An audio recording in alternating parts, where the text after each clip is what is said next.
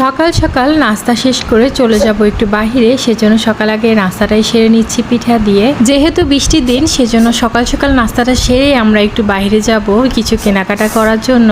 আজকে বাইরে যাওয়ার জন্য খুবই সিম্পল সুতির একটা জামা বের করে নিয়েছি, আর এদিকে এই তো রেডি হয়ে গিয়েছি তুড়ি মেরে। এদিকে যে একটু ভালো করে ভিডিও নিব তারও উপায় নেই, যেহেতু বৃষ্টি চলে আসতে পারে, এই জন্য আপনাদের ভাইয়া খুবই তাড়াহুড়া করে বের হচ্ছিল।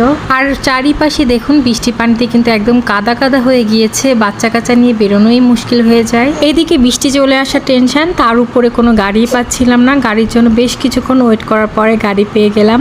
এই তো এখন গাড়িতে চলে যাচ্ছে। ভেবেছিলাম মার্কেটে কিছু কেনাকাটা ছিল সেগুলো শেষ করে একটু ঘুরতে বের হব। আসলে এত বৃষ্টি যাওয়ার সাথে সাথে দেখি বৃষ্টি প্রচুর শুরু হয়ে গিয়েছে। বৃষ্টির মধ্যে এই তো মার্কেটে কিন্তু চলে এসেছি। এসে কিন্তু প্রথমে আমার মেয়ের জন্য এই হিজাবটা আপনাদের ভাই পছন্দ করে কিনে নিয়েছে। তার আগে তো আমার মেয়ের বাহানার শেষ নাই, অনেক হাবি জাবি কেনাকাটা করে নিয়েছে। আর এদিকে আমি এখন আমার শাশুড়ি আমার জন্য একটা হিজাব দেখছিলাম সবসময় নামাজের জন্য। কয়েকটা দেখার পরে আপনাদের ভাইয়া বাবুর সাথে ম্যাচিং করে এই হিজাবটাই পছন্দ করে কিনে নিয়েছে। এখন ওই তো বিল পরিশোধ করে আমরা একটু প্লাস্টিকের দোকানে চলে এসেছি।